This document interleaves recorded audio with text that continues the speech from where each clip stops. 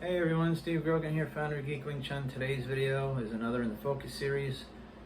We're focusing on Gan Sao today. If you've never been here before, this channel gives free training tips and ideas for people who want to get better at Wing Chun but might not be able to make it to class too much. So if that's you, hit the subscribe button and the bell icon. You'll be notified when we have this new footage out. And let's get into it. Gan Sao, translated as splitting block.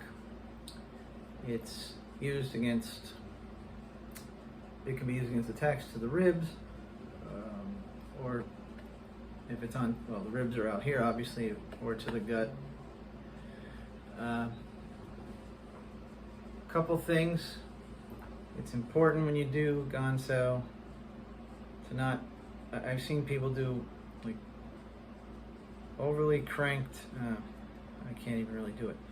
I was going to say an overly cranked wrist this way, but that's kind of not physically possible to go too far this way. But I see people do this, like they think when they chop down, like their hand is supposed to wrap around the punch or something. But that's not it. It's just straight. I'd like to tell them, think of your arm as, you know, from the elbow right up to the fingertips is just one blade. Knife, it's like a knife blade. Another important thing is it doesn't go straight down, because if somebody was punching my stomach and I just went straight down, well then now I gave them a better target than they even aimed for.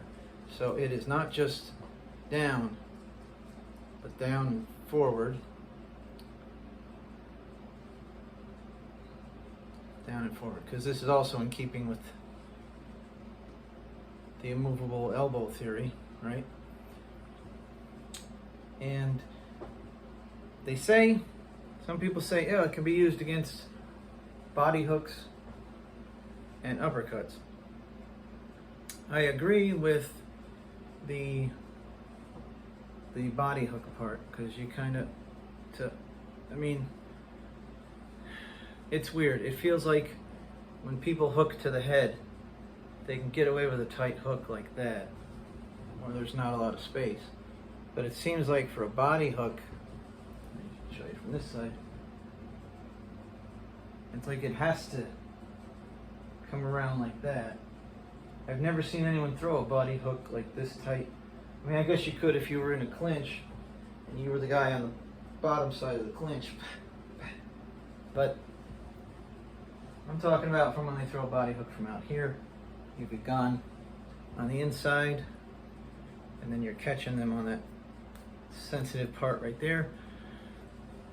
Personally, that's what I like to do against a body hook. I would Gan on the inside, but if somebody was doing a low straight, I'd rather Gan on the outside, because if you Gan inside, then you're opening them up like this. You're almost inviting him to throw the next thing. But if you've gone on the outside, now he's got to recover all that distance. So that's about the hooks and the straights. But what about the uppercuts? Well, I think again that would be if you, just like with the hooks, that would be if you had somebody untrained who was doing big, wide, like if somebody came in to do an uppercut to you and they came in like this, then your Gan could catch them here. But if somebody's like this, I mean, how are you going to Gan Sao inside of this? Because they wait till they're here. I mean, maybe you could, even if they had a tight body uppercut, you might still be able to, by virtue of the fact that they have to come down, so maybe you could get on top of that, but from here to here, forget it. You'd have to come up and then down, and that would be obviously against Wing Chun's economy of motion idea, right? And it would be against, even forgetting Wing Chun, it would be against a conservation of energy type thing. It would be against a not wanting to get hit type thing, because while you're trying to come up and down, this has already gone through your skull, you know, so, or through your chin. Well, and then up through your skull. I made your skull do that. So if someone is doing that tight thing to you, it would be better to do like this on the inside, because their energy's going up even if they made contact. Okay, help their energy go up. But if someone was trying to uppercut you like this, then yeah, you could use Gan Sao on that. Okay, so, oh, one other thing, Gan Sao, it actually can be done with all of them. I didn't show it in Pak Sao. I didn't show it in Bu Sao. Again, I don't really like to do this with Pak Sao. Bu Sao would be okay, and Gan Sao it definitely is. But these can also be done with a pivot. So if the punch came in and it was like a little off center so that it's more going that way, I could come outside, borrow that energy, and boom. And you could do the same with Bu Sao if for some reason you make contact and their punches is forcing you. You could pivot. It's just that when your weight's all the way over here,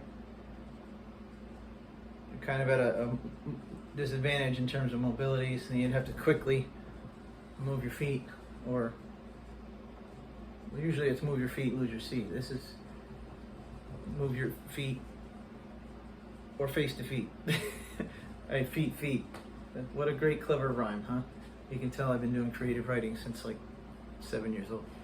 Anyway, so there you have it on the uses of Gan Sao. Just some. Keep in mind this is my interpretation, and even then it's not everything, or else you could have videos that were all a day long each, you know. So just some ideas for you to start to play around with and think about and decide, oh, I agree with him or I don't. Okay, so thanks for watching. Hit the subscribe button, hit the bell icon. See you in the next video.